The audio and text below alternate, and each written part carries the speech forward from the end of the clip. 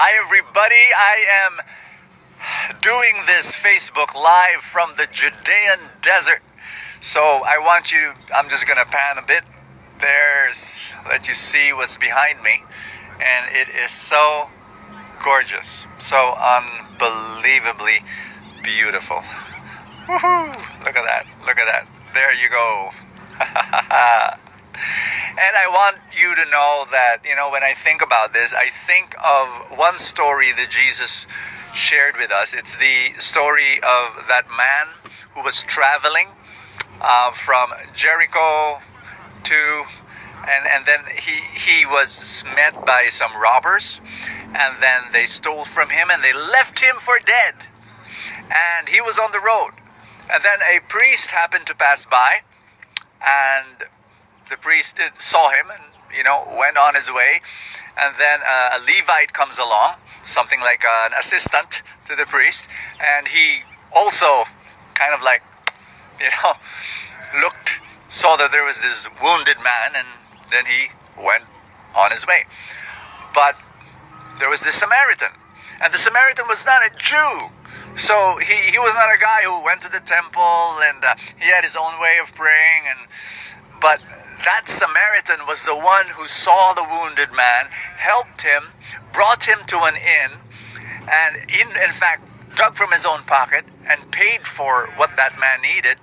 And then he went on his way, came back. It's amazing how Jesus spoke about this good Samaritan.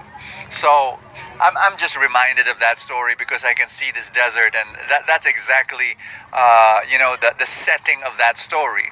It was a beautiful parable of Jesus, and some say it's historic, some say it's not, but it doesn't matter. The point is that we want to be with people who are like us, and we want to be working with people who believe in the same stuff and who practice the same stuff. But, Jesus was kind of like pushing the envelope, pushing the boundaries and saying, no, I work in that person, in that culture, in that group, in that community, in that other group, in that other. And Jesus is saying, no, God works in all these things, and we need to respect that. We need to totally, completely respect the God that works in different groups and communities. That's one of the messages of the Good Samaritan story. Of course, the other message, and that's what we all need to do, is that goodness is there. The way to love God is really to love your neighbor. You cannot love God if you don't love your neighbor, especially those who are hurting.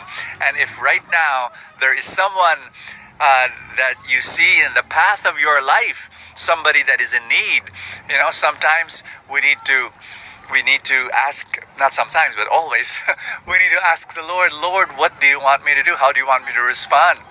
And sometimes it's just praying. Sometimes we can't do much, but give a listening ear, give a hand, and sometimes it's the most important way or expression of love. Hi, everybody.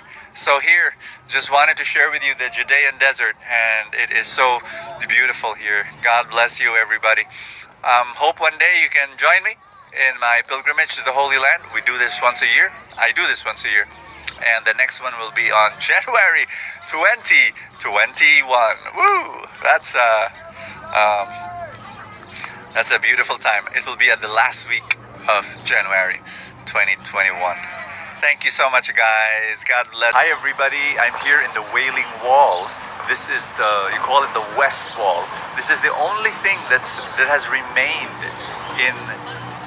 for the Jerusalem temple. It was destroyed in the year 70 AD. So that was like, almost 2,000 years ago. But see, this is the only thing that was left. And because this is the only thing that was left, this is the reason why the Jews pray here, and the men pray here in this section, and then over there the women pray. There's a section over there. That's where the women pray. And so a lot of people. This is a sacred place. I mean, this is where the temple. Can you just imagine? This was where the temple was built, and right now 2 mosques have replaced them. So the temple, the Jerusalem, the Jewish temple, cannot be rebuilt here because of and so there's a lot of tension, a lot of conflict here. And we pray for peace. We pray for God's peace here. But anyway, now that I'm here in this sacred place where they built the temple of God here, and it stood here for centuries, before it was destroyed in the year 70 AD by the Roman general Titus. I want just to tell you that, God's presence that was here, it was called the Holy of Holies. It's the presence of God is here. But you know what? The presence of God is now in our hearts. We are the Holy of Holies. You are the Holy of Holies. God's presence is there. So yes, it is a sacred place here. Yes, it is a beautiful place here. Yes, it is a place of prayer here. But we believe that Jesus has opened the way. Jesus has, he died for us on the cross. And when he died for us on the cross, the curtain in the Holy of Holies inside the temple, that was where supposed to be the presence of God was. It was torn from top to bottom. When Jesus died on the cross at Calvary, from top to bottom, the curtain was torn. And so we believe that, all of us can enter now into the presence of God, because the presence of God is now in our hearts.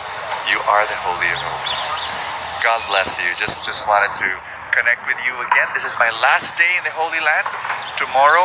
Tonight I'm going to be flying to Qatar, and because I'll be preaching there at the Grand Feast, and we'll be gathering all the feasters and all their friends. It will be an amazing time, and I'll be flying back home to Manila